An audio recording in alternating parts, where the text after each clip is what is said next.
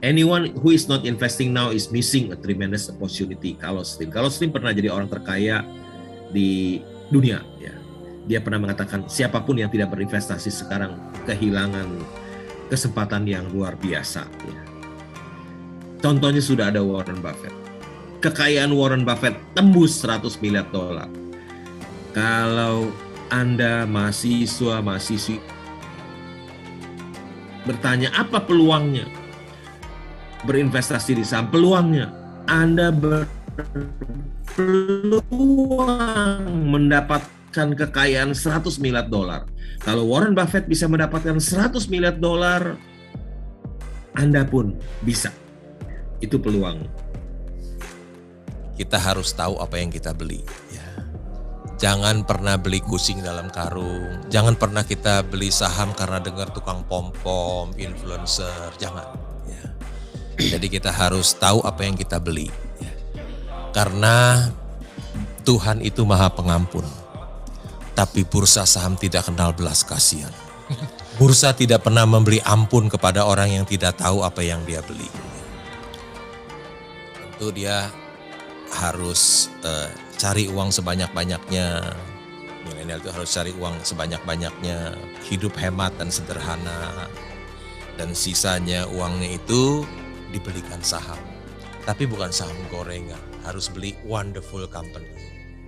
Kalau itu dia lakukan, dia berpotensi bisa memiliki uang 100 miliar dolar. Karena contohnya udah ada kan? Warren Buffett dengan berinvestasi di saham, dia sampai memiliki uang 100 miliar dolar. Kalau Warren Buffett bisa, kenapa kamu gak bisa? Saya selalu bersyukur dengan apa yang saya miliki. Nggak pernah saya berfokus kepada apa yang saya tidak miliki. Karena kalau saya memikirkan apa yang saya tidak miliki, jadi hidup jadi susah. Karena saya selalu bersyukur dengan apa yang saya sudah miliki, jadi saya happy terus. Bersyukur dengan apa yang sudah saya miliki.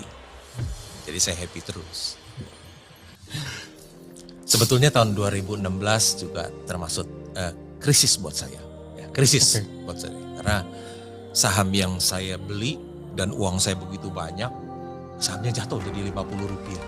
Taruh saham, saham tiba-tiba ambruk, hancur semuanya, uang lu hilang. Pokoknya uang saya banyak sekali. Jadi ya, turun. Seperti you bilang hilang 90%. Tapi saya kalau enggak saya susah banget loh. Tapi saya bisa melewati krisis itu. Saya tidak berfokus kepada kehilangan uang saya yang gede itu. Tapi saya berfokus kepada uang yang masih ada, sisa uang saya. Jadi saya happy. Kenapa? Meskipun uang saya hilang 90%, yang sisa 10% ini saya masih kaya loh. Jadi saya mengalami krisis tuh tahun 2016 ya. Ada seorang teman saya dari sekuritas cerita ke saya, di luaran beredar kamu bangkrut loh. Ada yang, saya bilang, kamu kan tahu loh Keng Hong gak punya utang. Kalau dia gak punya utang, orang yang gak punya utang bisa bangkrut gak sih? Saya juga bilang, nama saya masih tercantum loh sebagai pemegang saham di Petrosi. Kalau saya udah bangkrut, nama saya udah hilang loh. Saya bilang, yuk jangan lihat sekarang tahun 2016, harga saham Petrosi itu 285. Nilai bukunya masih 2000. Sekarang kan terbukti kan, sekarang 2700, 2600. Dan saya juga ingat ada satu statement, ya, bunyinya gitu. Kalau engkau kehilangan uangmu, engkau tidak kehilangan apa-apa. Kalau engkau kehilangan kesehatanmu, engkau kehilangan sesuatu. Kalau engkau kehilangan karaktermu, engkau kehilangan segalanya. Wah, saya ingat. Kalau engkau kehilangan uangmu, engkau tidak kehilangan apa-apa. Saya nggak kehilangan apa-apa. Jadi itu tidak membuat saya stres. Saya tetap happy. Kalau kita kehilangan uang kita tidak kehilangan apa-apa.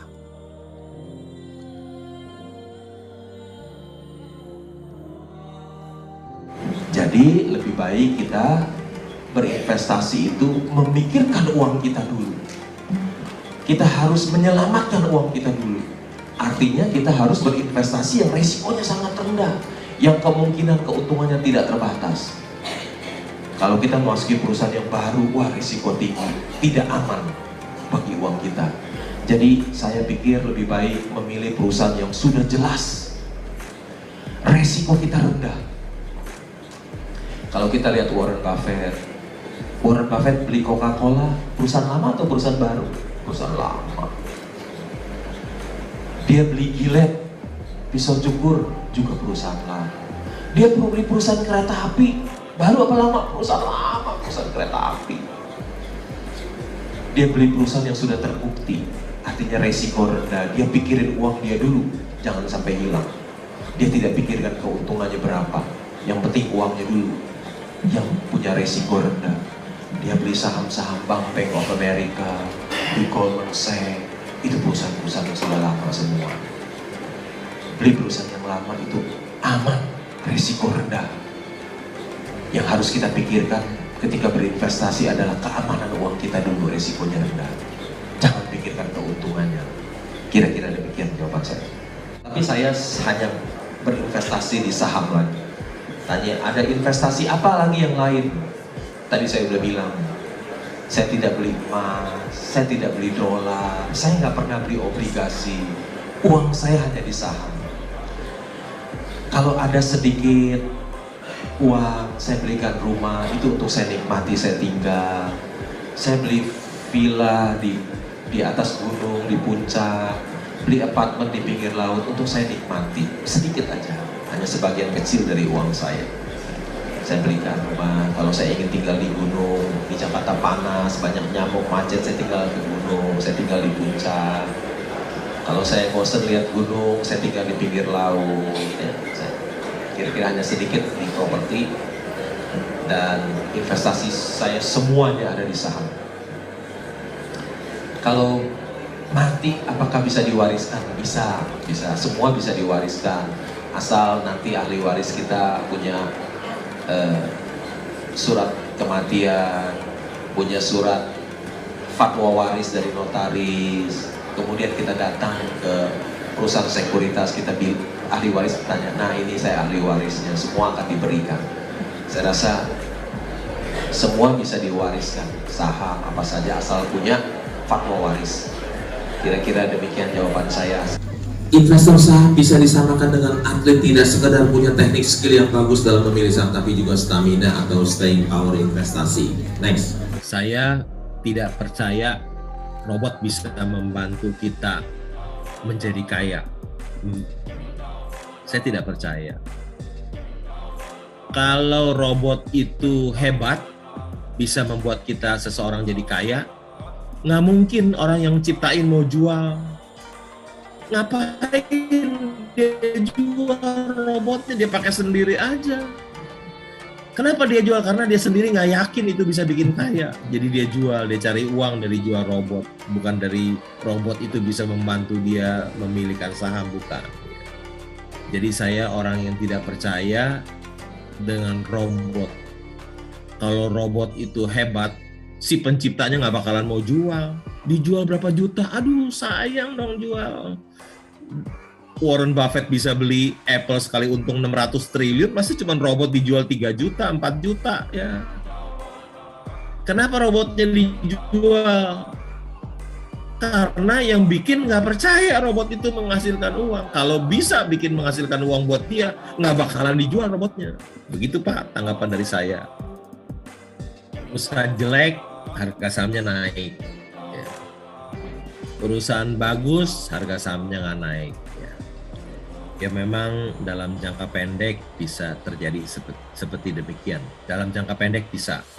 Perusahaan yang rugi, harga sahamnya naik.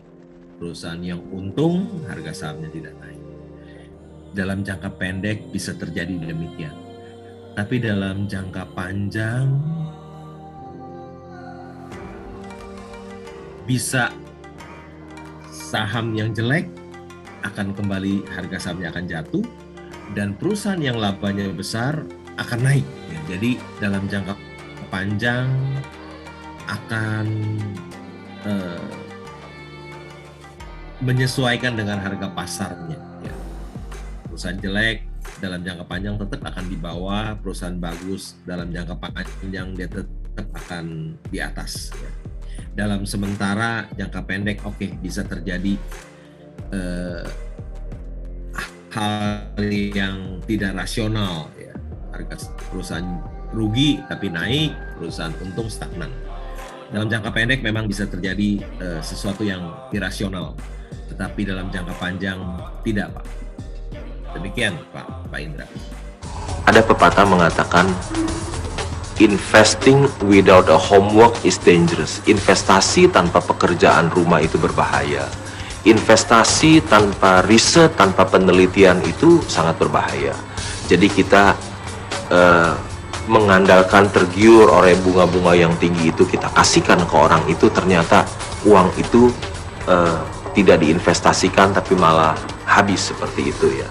Jadi kita harus memberikan pengertian kepada masyarakat agar jangan mudah tergiur oleh tawaran bunga yang tinggi dan kita menyerahkan seluruh kekayaan kita kepada mereka. Tapi kalau kita mau berinvestasi, kita harus melakukan pekerjaan di rumah.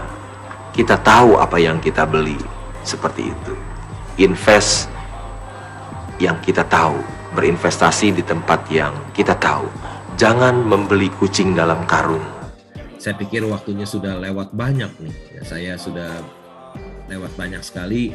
Saya akhiri presentasi saya sampai di sini. Semoga bisa bermanfaat dan bisa memberikan inspirasi bagi adik-adik mahasiswa semuanya. Sekian, terima kasih.